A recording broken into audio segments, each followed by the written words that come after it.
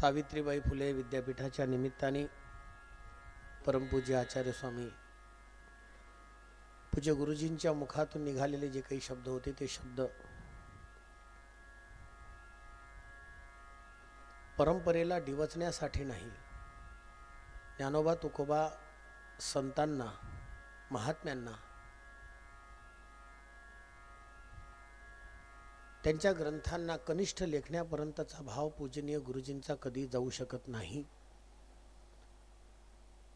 कारण आयुष्य पूर्ण रूपाने त्यांनी स्वतः आपलं जीवन माऊलींच्या चरणी अर्पण केलेलं आहे आणि ज्या जीवनाला माऊलींची साक्ष, प्रज्ञाचक्षु संत श्री गुलाबराव महाराजांची साक्ष आणि जगद्गुरु तुकोबाराय आदी करून संतांचा अत्यंत सम्मान आणि स्वाभिमान ज्यांनी देशात नाही विदेशामध्ये पूर्ण रूपाने रुजवला, त्या पूज्य श्री स्वामीजींच्या मुखातून कधीही कोणत्याही पद्धतीचा अपमानास्पद शब्द हा निघू शकत नाही।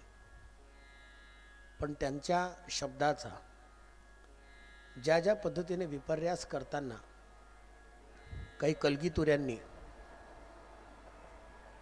आपलं तोंड सुख घेतलं आणि जे पात्र नसताना सुद्धा ज्यांनी असे काही भयंकर शब्द वापरले की जे शब्द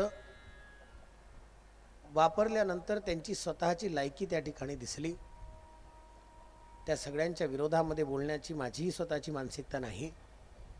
पण आज पूजनीय स्वामीजींनी ज्या पद्धतीने क्षमा याचना मागितली वारकरी संप्रदायाने आणि आमच्यासारख्या असणाऱ्या लहानातल्या लहान भाविक भक्तांच्या अंतकरणाने त्यांना साष्टांग नमस्कार करावा, एवढ्या मोठ्या महत् कार्य केल्यानंतर सुद्धा एवढी लीनता केवळ फक्त आणि फक्त हिंदू धर्माच्या ऐक्यासाठी, हिंदू धर्माच्या प्रतिष्ठेसाठी आणि तुमच्या आमच्या प्रत्येक अंतकरणात बसलेल्या ज्ञानोबा तुकोबांच्या सश्रद्ध अधिष्ठानासाठी पूजनीय स्वामीजींचं जीवन आयुष्यभर खर्ची गेलंय।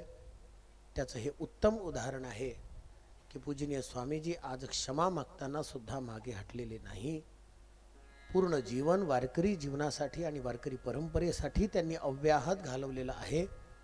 त्याचं हे मूर्तिमंत उदाहरण आहे। जय श्री कृष्ण।